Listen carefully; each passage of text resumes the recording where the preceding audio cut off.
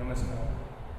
હવે આપણે એકમ નંબર 7 સંતુલન એ આપણે ચેપ્ટર શરૂ કરવાના છીએ. ઇક્વિલિબ્રિયમ જે પણ કોમ્પિટિટિવ એક્ઝામ ને અનુલક્ષીને ખૂબ જ મહત્ત્વના ચેપ્ટર થઈ જાય છે, કારણ કે આ ચેપ્ટરમાંથી એકાદા બે સવાલ તો કોમ્પિટિટિવ એક્ઝામમાં હોય જ છે.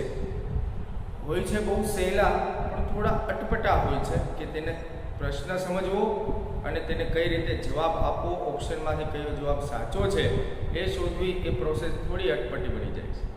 એટલા માટે સંતુલન ચેપ્ટર નંબર 7 માંથી સવાલો છે એ મોટાભાગે હોય જ છે. તો અતિ મહત્વનું એવું એક ચેપ્ટર એકમ નંબર 7 સંતુલન. તેના એમસીક્યુ જોઈએ. જોવાય એ એમસીક્યુમાં આપણને શું કહે છે તો કે એક રિએક્શન આપેલી છે 2HI જે સંતુલનમાં છે.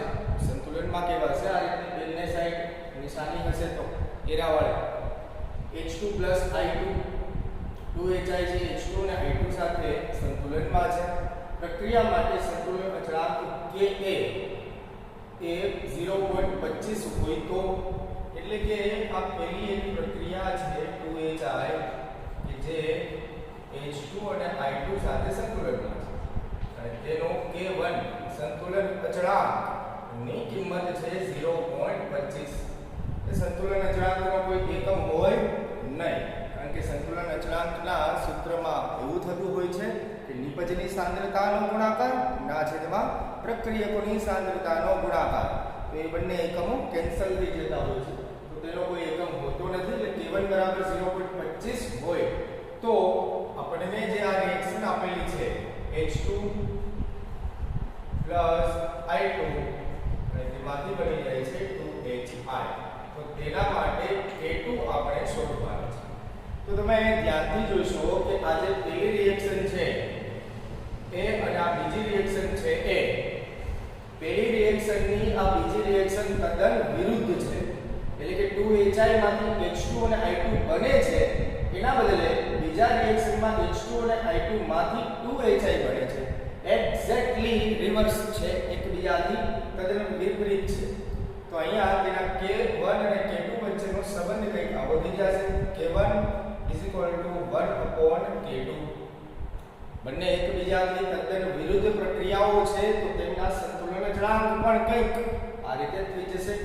હવે આપણને K2 શોધવાનું કીધું છે ભાઈ, તો આપણે K2 ને કરતા બનાવીએ તો K2 1/K1. K1 ની કિંમત છે 0.25. તો K2 ની કિંમત થઈ જાય 4. 1 ને ભાગ્યા 0.25 એટલે આન્સર કેટલો થઈ જતો હોય છે 4. એટલે કે આવશે આન્સર C 4. ત્રીજો આન્સર આવશે C ઓપ્શન. અહીંયા છે કે ઘણી વખત આપણને આમાં થોડો ફેરફાર પણ કરે છે. એ પણ આપણે એ પ્રકારના પણ એમસીક્યુ આગળ જોઈશું કે અહીંયા તદ્દન 2HI માંથી H2 I2 જ બનેલું છે, એટલે રિવર્સ કરી છે તો એની જ રિએક્શન બેલેન્સ આપ્યું છે. પરંતુ ઘણી વખત આ 1/2 અને આ HI એક જ વખત આપી દે તો એને કઈ રીતે K2 અને K1 માં સંબંધ થાય તો કે તો એનું થઈ જાય વર્ગમૂળ. તો આ થઈ જતું હોય છે વર્ગમૂળ વાળું, કારણ કે આનાથી આ તદ્દન અડધા થઈ જાય છે. H2 એક વખત હોય, I2 એક વખત હોય તો H2 ને I2 અડધું થઈ જાય. HI બે વખત હોય, HI એક જ વખત થઈ જાય. જો અડધું મોલ લીધો હોય તો આ 1 મોલ મળે. તો એ પ્રકારના પણ આપણને એમસીક્યુ પૂછાતા હોય છે. એ પણ એમસીક્યુ આપણે આગળ લઈશું એટલે તો એમની પણ પ્રેક્ટિસ થાય. આ તો બહુ સીધો ને સરળ થઈ ગયો કે જ્યાં K2 ની કિંમત આવી ગઈ 4. એ સિવાય નેક્સ્ટ તેમાં શું કહે છે કે 2 લીટર પાત્રના કદ ધરાવતા, આ ખાસ ધ્યાન રાખવું પડશે ભાઈ કે 2 લીટર કદ છે, એટલે આને તો આપણે પહેલા જ લખી લઈએ. પાત્રનું કદ 2 લીટર. જો પાત્રનું કદ 1 લીટર હોય ને તો કોઈ ફેર પડતો નથી, તો કોઈ પણ ઇક્વેશનમાં કે પણ ગણતરીમાં ફેર પડશે નહીં. પરંતુ અહીંયા પાત્રનું કદ 2 લીટર છે, એટલે કે બમણું થઈ જાય છે 1 લીટર, તો ફેર પડશે. જોઈએ ક્યાં ફેર પડશે. કદ ધરાવતા પાત્રમાં 2 મોલ PCl5 નું ગરમ કરતા 40% PCl5 નું PCl3 અને Cl2 માં વિઘટન થાય છે. કેટલા મોલ લેવામાં આવે છે? 2 મોલ લેવામાં આવે છે અને તેનું 40% PCl5 નું PCl3 અને Cl2 માં વિઘટન થાય છે. એટલે રિએક્શન તો કંઈક આ રીતે થઈ ગઈ PCl5 સંતુલનમાં છે PCl3 Cl2 સાથે. હવે આનું કેટલા ટકા વિઘટન થાય છે? 40% વિઘટન થાય છે. 40% વિઘટન થતા હવે 40% વિઘટન થાય એટલે કે 40% જથ્થો વપરાય ગયો તો આનો કેટલો વધ્યો હશે? 60%. અને 40% વપરાણો તો આ PCl3 અને Cl2 એ પણ કેટલા ટકા બન્યું હશે? 40% બન્યું હશે. તો હવે આપણે એને શોધવાનું જે છે કે k નું મૂલ્ય કેટલું છે? સંતુલન અચળાંકનું મૂલ્ય કેટલું છે? તો ચાલો જોઈએ ભાઈ. સંતુલન અચળાંક એટલે તો થઈ જતું હોય છે નિપજ ની સાંદ્રતા ના છેદમાં પ્રક્રિયકની સાંદ્રતા. એટલે જેટલા પણ પ્રક્રિયકો હોય જેટલી પણ નિપજો હોય બધી સાંદ્રતાનો થઈ જાય ગુણાકાર. અહીંયા આપણી પાસે નિપજો બે છે PCl3 સાંદ્રતા છે એટલે મોટા કૌંસમાં દર્શાવવાનું, Cl2 ના છેદમાં PCl5 આવી રીતે છે. હવે આપણે એને શું કરશું ભાઈ તો કે કિંમત મૂકવાની પાસે કેટલો જથ્થો આવે છે? PCl3 અને Cl2 નો જથ્થો આવે છે 40 અને 40 ના છેદમાં 60 થઈ જશે આ. પરંતુ ધ્યાન રાખશો કે અહીંયા કેટલા લીટર છે? 2 લીટર છે. આ માત્ર ને માત્ર ક્યાંની વાત હોય છે? ગ્રામ પ્રતિ મોલ વાળી વાત હોય છે. ગ્રામ પ્રતિ મોલ પ્રતિ લીટર એટલે કે 1 લીટર માટે છે. હવે અહીંયા આપણે એક વસ્તુ ઇન્ટ્રોડ્યુસ કરવી પડશે કે 2 લીટર પાત્રનું કદ હોવાથી આ શું થઈ જશે તો કે 2 × 40 ને ભાગ્યા 2 × 60. અહીં તમે એક વસ્તુ જોઈશો કે 40% અને 60% હતું તો એ આપણે એને ટકાવારીમાં ફેરવવા માટે પણ કેટલા વડે ભાગાકાર કરવો પડશે? આનો 100 વડે ભાગાકાર કરવો પડશે. એટલે આ 100 વડે ભાગાકાર કરશું તો જ એની ટકાવારી છે એ દૂર થશે ને. એટલે અહીંયા આપણે આને હું ટકાવારી લખું. તો હવે ટકાવારી દૂર કરવા માટે કેટલા વડે ભાગાકાર કરવો પડશે? 100 વડે. અને આ બધાનું તમે કેલ્ક્યુલેશન કરો એટલે એપ્રોક્સિમેટ આન્સર બની જતો હોય છે 2.66. એટલે કે k ની કિંમત આવતી હોય છે 2.66. k ની કિંમત આવતી હોય છે 2.66. તો આ રીતે આપણે ખાસ તમે જોઈશું કે પાત્રનું કદ 2 લીટર છે એટલે 2 વડે ગુણવાનું થયું કારણ કે તેનું કદ બમણું થઈ જાય છે. 2 લીટર કદ છે. 1 લીટર હોત તો કઈ ગુણવાની કોઈ જરૂરિયાત રહેતી નથી. તો આ રીતે આન્સર થશે બી ઓપ્શન 2.66.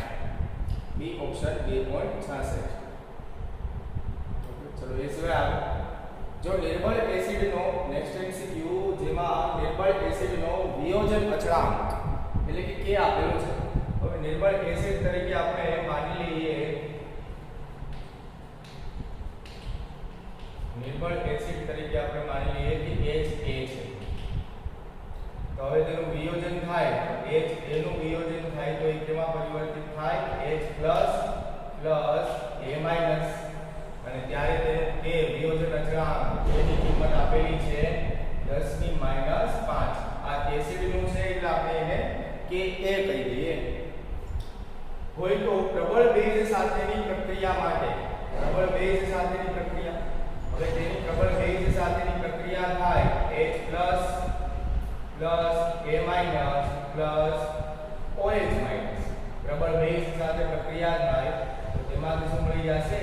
OH અને H+ તો બનાવી દેશે H2O અને બીજું છૂટું પડશે A-. બરાબર. H+ ને OH- નું બનાવી દે H2O અને આ બેઝ સાથેનો હોવાથી આપણે આ શોધવાનું થાય છે. તો પ્રબળ બેઝ સાથેની પ્રક્રિયા માટે સંતુલન અચળાંક ગણો તો Kb બરાબર આપણે શોધવાનું થાય છે. તો સીધું ને સરળ થઈ જશે. હવે જો આ જે Ka છે તેનું સૂત્ર આપણે શું લખી શકીએ? જો Ka બરાબર નિપજના છેદમાં પ્રક્રિયક નિપજ તરીકે છે H+ અને A- ના છેદમાં HA જેની કિંમત છે 10⁻5. પછી Kb આના બરાબર શું લખી શકશું? H2O પાણીની સાંદ્રતા આપણે અચળ માનીએ છીએ એટલા માટે H2O ને લખવાનું નહીં થાય છેદમાં થઈ જશે H પ્લસ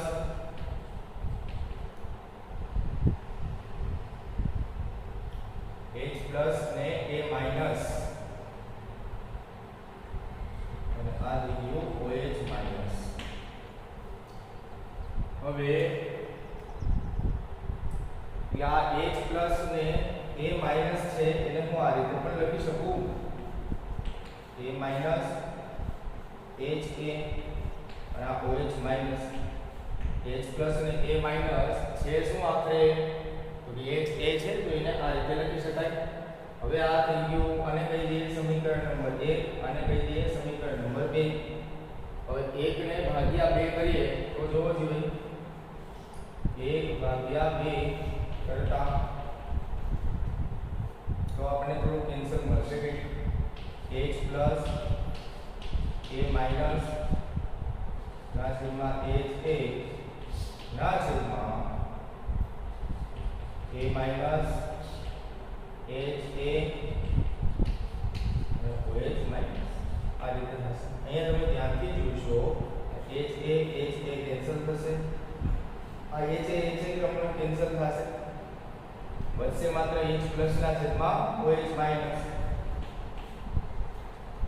આ છેદનો છેદ છે એટલે અંશમાં આવી જશે એટલે H પ્લસ અને ઇન્ટુ OH માઈનસ બનશે છેદમાં શું તો આ તો શું થઈ જાય KW પાણીનો વિયોજન અચળાંક થઈ જાય તો આપણે કહ્યું શું કે Ka ના ભાગ્યા Kb કહ્યું KW પેલો પહેલા અને બીજાનો ભાગાકાર કર્યો Ka ભાગ્યા Kb કર્યું હતું તો આપણે શોધવાનું છે Kb તો Kb ને કરતા બનાવીએ તો એ થઈ જાય Ka ડિવાઇડ KW Ka ની કિંમત છે 10 ની -5 અને KW ની કિંમત હોય 10 ની -14 ઉપર જાય તો એ પ્લસ થઈ જાય એટલે કે 10 ની -5 ઇન્ટુ 10 ની +14 એ બંનેનો સરવાળો બાદબાકી થાય તો આન્સર બની જાય 10 ની 9 ઘાત એટલે કે આન્સર થશે 10 ની 9 ઘાત.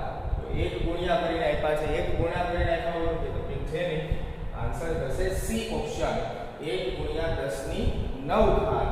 તો આ રીતે કાર્બોનિક એસિડનો પ્રબળ બેઝ સાથેનો વિયોજન અચળાંક કંઈક આપણે આ રીતે શોધી શકીએ છીએ.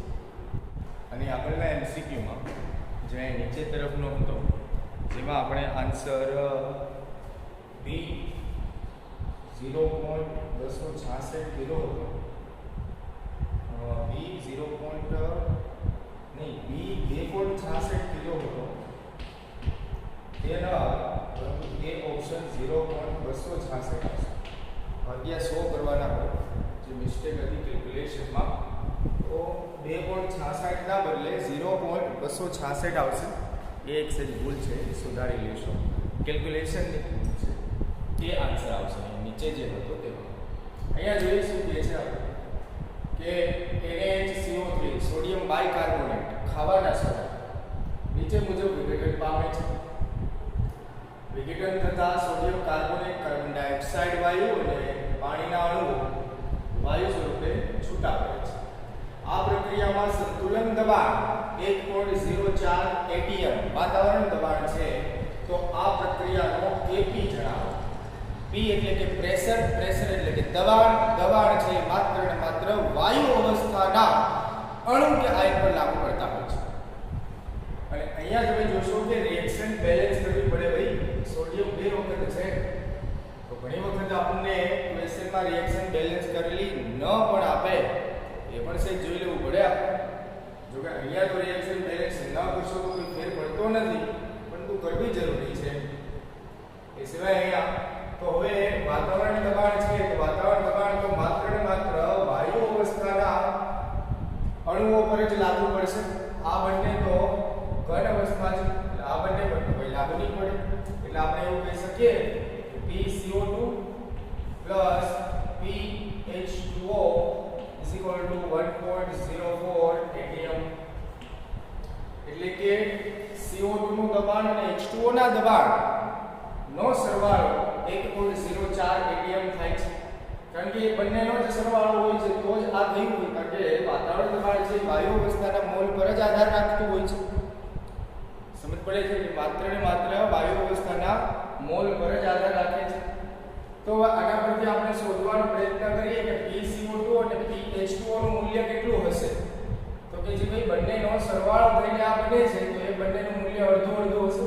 એટલે કે 1.04 નું અડધું કરીએ તો એ થઈ જાય કે PCO2 નું મૂલ્ય હશે 0.52 atm અને PH2O નું મૂલ્ય હશે 0.52 atm.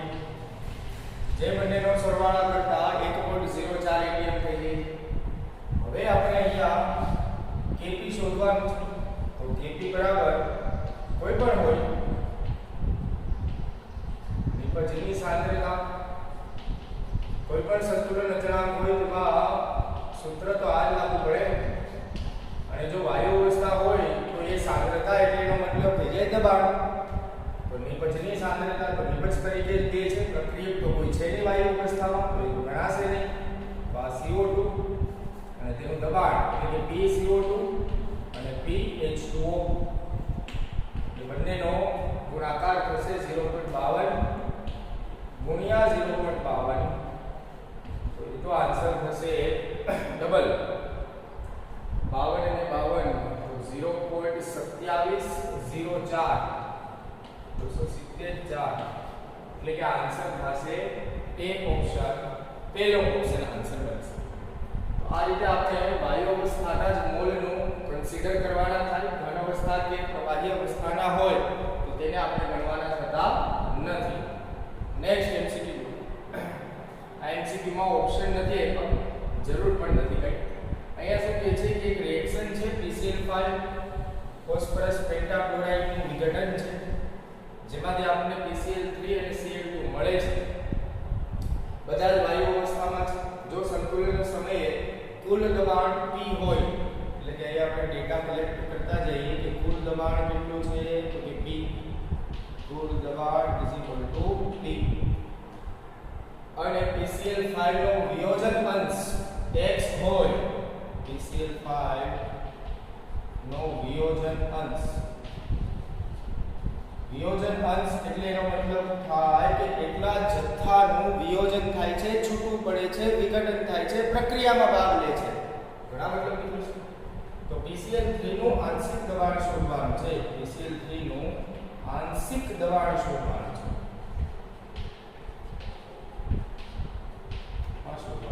તો જે મેં રિએક્શન લખી PCl5 gas, PCl3 gas plus Cl2 gas. શરૂઆતમાં કેટલા મોલ છે તો કે શરૂઆતના મોલ PCl5 ના 1 મોલ છે એવું માની લેવાનું થાય. આ 0 છે, આ 0 છે ત્યારે કારણ કે શરૂઆતમાં કઈ નિપજ મળી ન હોય. પછી સંતુલન સમયે તો કે સંતુલન સમયે આપણે એવું કીધું છે કે PCl5 નો કેટલો જથ્થાનું વિયોજન થાય છે, કેટલો જથ્થો છૂટો પડે છે X. તો X જેટલો ઓછો થઈ ગયો હશે, જેટલો ઓછો થયો હશે એટલો જ જથ્થો આનો બંનેનો મેળો હશે. હવે સંતુલન સમયે કુલ મોલ કેટલા થાય તો કુલ મોલ એટલે કે આ બધાનો સરવાળો. તો આપણે અહીંયા લખી શકીએ કે સંતુલન સમયે કુલ મોલ બરાબર 1 - x + x. આ એક વખત કેન્સલ થાય તો 1 + x એના કુલ મોલ થશે.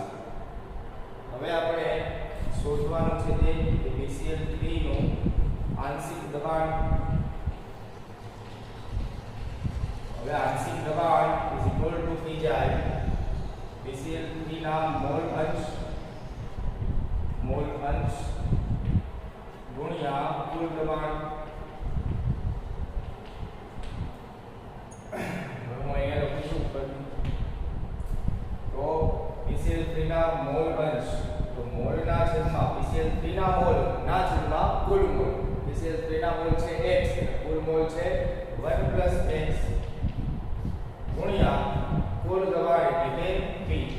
તો આન્સર થશે આ આ જ ગઈ કે x upon 1 plus x into p. પછી જો તમને કુલ દબાણની કિંમત આપેલી હોય તો એ તમે અહીંયા મૂકી શકો. જો કેટલો જથ્થો વિઘટિત થાય છે તો x ની કિંમત મળી જાય, તો x ની કિંમત તમે અહીંયા મૂકી શકો અને કેલ્ક્યુલેશન કરી BCL નો આંશિક દબાણ તમે શોધી શકો. પરંતુ અહીંયા આપણે કોઈ એવા ડેટા આપ્યા નથી. આન્સર તો થશે x upon 1 plus x into p total pressure. Next execute. એક ચોક્કસ તાપમાને નીચેની પ્રક્રિયાનો સંતુલન અચળાંક Kc છે અને Kc ની કિંમત પણ આપણને આપી દીધી છે એ 16 છે. હવે એક આ રિએક્શન છે SO2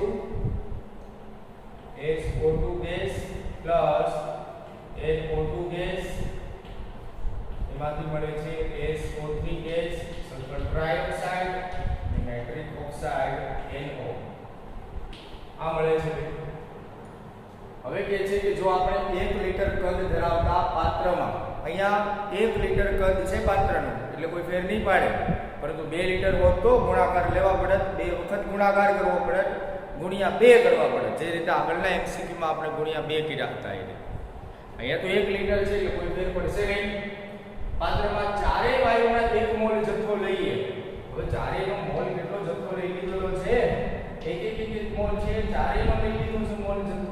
શરૂઆત આ છે ક્યારનું છે તો કે શરૂઆત, જ્યારે રિએક્શન હજી સ્ટાર્ટ થતી હોય, ઇનિશિયલ પ્રોસેસમાં હોય, તો સંતુલન સમયે NO અને NO2 ની સાંદ્રતા જણાવો. હવે સંતુલન સમયે પહોંચતા પ્રક્રિયકનો કંઈક જથ્થો વિઘટિત થયો હશે. આપણે એવું માની લઈએ કે x જથ્થો વિઘટિત થયો છે. બંનેના એક જ મોલ છે એટલે બંને એક સરખું વિઘટિત થશે. જો અહીંયા પર ધ્યાન રાખ્યા છો, જો 1 છે પ્રક્રિયક 1 મોલ હોત તો એ x વખત થાય, અને જો NO2 કદાચ 2 વખત હોત તો આ 2x આવી જાય. તો આ નાની નાની બાબત ધ્યાન રાખવાની પડે. અને તેમાંથી જો x જેટલો વિઘટિત થઈ જતો હોય તો x જેટલો બનતો હોય. જો આ x જેટલો શું થતો હોય? બનતો હોય. હવે આપણે કેટલો જથ્થો છે એ શોધવાનો છે આ રીતે આંકડામાં. તો આપણે x ની કિંમત શોધવી પડશે. x ની કિંમત શોધવા માટે સંતુલન અચળાંકની સૂત્રનો ઉપયોગ થશે. Kc ની કિંમત તો આપણી પાસે છે જ છે. અને અહીંયા મૂકીએ નિપજની સાંદ્રતા વાળું તો 1 plus x 1 plus x 1 minus x 1 minus x. તો એ સિવાય આગળ Kc ની કિંમત છે 16. આ થઈ જાય 1 plus x નો વર્ગ ના છેદમાં 1 minus x નો વર્ગ. આને હું આખાનો વર્ગ કરી શકું, તો બંને બાજુ હું વર્ગમૂળ લઉં તો 16 નું વર્ગમૂળ થઈ જાય 4. તો આ થઈ જાય 1 plus x 1 minus x. આમાંથી હવે આપણે કેલ્ક્યુલેશન કરીએ તો x ની કિંમત છે આપણને મળતી થાય 1 minus x છે આ બાજુ આવે તો 4 into 1 minus x is equal to 1 plus x. 4 minus 4x is equal to 1 plus x. 4x પેલી બાજુ જાય તો થઈ જાય 5x. 1 થી આ બાજુ આવે તો માઈનસ થાય તો 3 થઈ જાય તો 5x is equal to 3. x is equal to 3/5. x ની કિંમત કેટલી થઈ જાય? 3/5. અને એ 3/5 એટલે એ આન્સર થઈ જતો હોય 0.6. એ કેટલું થઈ જતું હોય? 0.6. તો x ની કિંમત તો આપણને મળી ગઈ 0.6. તો શું માત્ર x ની કિંમત શોધવાની હતી? તો કે ના. x ની કિંમત એટલે કે 0.6 જેટલા મોલ છે તેનું વિઘટન થાય છે. હવે NO ની અને NO2 ની સાંદ્રતા આપણે શોધવાની છે. પહેલા NO કીધું છે, જે પહેલા કીધું એને પહેલા શોધવાનું, કારણ કે એ જ પહેલા અહીંયા આપણો હોય. કારણ કે તમે જો બધાય ડબલ વાળા છે, આ પણ છે, આ પણ છે, રિવર્સ બધા. NO ની સાંદ્રતા સંતુલન સમયે કેટલી છે? 1 plus x. 1 plus x. x ની કિંમત થઈ ગઈ 0.6 એટલે થઈ ગઈ 1.6. એટલે થઈ ગયું 1.6. NO ની સાંદ્રતા, જ્યારે NO2 ની સાંદ્રતા એ થઈ જાય 1 minus x.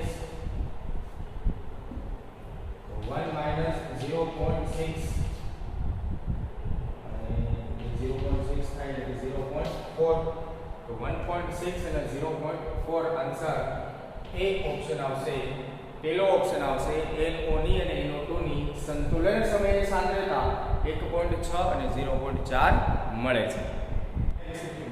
શું કીધેલું છે કે એક્સેલ આપેલી છે a plus b A c plus d સાથે સંતુલનમાં છે. a plus b A c plus d નિપજ સાથે સંતુલનમાં છે.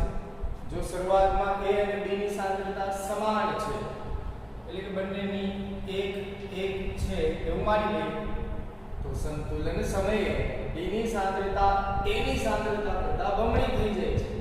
હવે શરૂઆતમાં જોઈએ તો બહાર હોય છે શરૂઆતમાં માત્ર નિપજ પ્રક્રિયક જ હોય છે, નિપજ તો શૂન્ય હોય છે. અને સંતુલન સમયે આપણે એવું માની લઈએ કે x જેટલો જથ્થો વિઘટિત થયો છે તો આ x જેટલો જથ્થો બન્યો હશે c અને d નિપજનો. હવે આપણને એ કહે છે કે સંતુલન સમયે d ની સાંદ્રતા એટલે કે આ x એ a ની સાંદ્રતા કરતાં બમણી છે. આ a ની સાંદ્રતા કરતાં બમણી છે એટલે એનો મતલબ થઈ જાય કે x 2 1 - x. આ બે ગણી થાય ત્યારે આને પહોંચી વળે છે એવું મતલબ છે. તો હવે આનું આપણે સાદુરૂપ આપીએ તો આ 2 2x આ બાજુ આવી જાય 3x 2 x 2/3 x 2/3. હવે આ x ની કિંમત આપણે બધાને અહીં મૂકીએ તો કેટલી થઈ જાય તો કે ભાઈ સંતુલન સમયે 1 - 2/3 1 - 2/3 આ 2/3 જેટલું મળે આ પણ 2/3 જેટલું મળે. હવે આપણે સંતુલન અચળાંક k શોધવાનો છે તો k બરાબર નિપજોની સાંદ્રતા ના છેદમાં પ્રક્રિયકોની સાંદ્રતા. તો નિપજોની સાંદ્રતા આથી જશે 2/3 upon 1 - 2/3 1 - 2/3 1 - 2/3 1 - 2/3 આવી રીતે મોટો કાઉન્સ જ આવશે કે બીજા આપણે સાંદ્રતા છે સાંદ્રતાને આપણે મોટા કાઉન્સમાં દર્શાવીએ છીએ. હવે આપણે તેનું કેલ્ક્યુલેશનમાં જોઈએ તો 2/3 નો ગુણાકાર છે ના છેદમાં 3 માંથી 2 જશે 1 એટલે 1/3 into 1/3 આવશે. તો બંનેનો લસા લઈએ 3 આનો પર બંનેનો લઈ લઈએ લસા 3 તો 3 અને 3 કેન્સલ થઈ જશે અને ઉપર વધી જશે 4/1 એટલે કે 4. લો જી સંતુલન અચળાંક k ની કિંમત કેટલી આવે છે 4. ડી ઓપ્શન ચોથો ઓપ્શન 4 આન્સર આવશે. નેક્સ્ટ જોઈએ MCQ માં ત્યાં પણ એક આપણે રિએક્શન આપેલી છે. આ રિએક્શનમાં ધ્યાનથી જોવા જેવું કે x છે 2 ટાઈમ્સ છે, y છે તો એક વખત જ છે અને z છે પણ બે વખત છે 2 ટાઈમ્સ. ત્યાં આપણને k ની કિંમત આપી દીધેલી છે 2.25 હોય તો સંતુલન સમયે x ના 2 મોલ અને z ના 3 મોલ હોય તો y ના કેટલા મોલ થશે. શરૂઆતમાં કોઈ મૂલ્ય નથી એટલે આપણે ડાયરેક્ટ સંતુલન સમયે શું છે એની જ વાત કરીએ તો સંતુલન સમયે x ના 2 મોલ છે એવું કીધું ત્યારે z ના 3 મોલ છે તો આના શોધવાના છે જેને આપણે x તરીકે માની લઈએ. બરાબર છે x ના 2 મોલ છે સંતુલન સમયે અને z ના 3 મોલ છે એટલે y ના આપણે સંતુલન સમયે શોધવાના છે તો એને આપણે x તરીકે માની લઈએ. હવે એને આપણે x તરીકે માની લઈએ તો બરાબર છે ઓકે. હવે આપણે k ની કિંમત સંતુલન અચળાંક વળી પાછું એનું એ જ નિપજોની સાંદ્રતા ના છેદમાં પ્રક્રિયકોની સાંદ્રતા. આપણે y ના મોલ શોધવાના છે. k ની કિંમત છે 2.25 નિપજ છે 3 નો થશે વર્ગ 2 વખત છે એટલે ના છેદમાં 2 નો થશે વર્ગ 2 વખત છે 2 મોલ છે એટલે અને આ થશે x નું એક જ વખત છે હવે આ થઈ ગયું 3 નો વર્ગ 9 2 નો વર્ગ 4 આ 4x આ 2 * 25 હવે x છે ગુણાકારમાં છે અહીંયા ઉપર આવતો હોય અહીંયા નીચે આવતો હોય એટલે કે x ની કિંમત મળતી થાય x = 9/4 * 1/2.25 આનું તમે કેલ્ક્યુલેશન કરો એટલે આન્સર બને 1 આનું કેલ્ક્યુલેશન થાય એટલે આન્સર થશે 1 તો x ની કિંમત આવી 1 એટલે કે y ના કેટલા મોલ થશે હા 1 મોલ થશે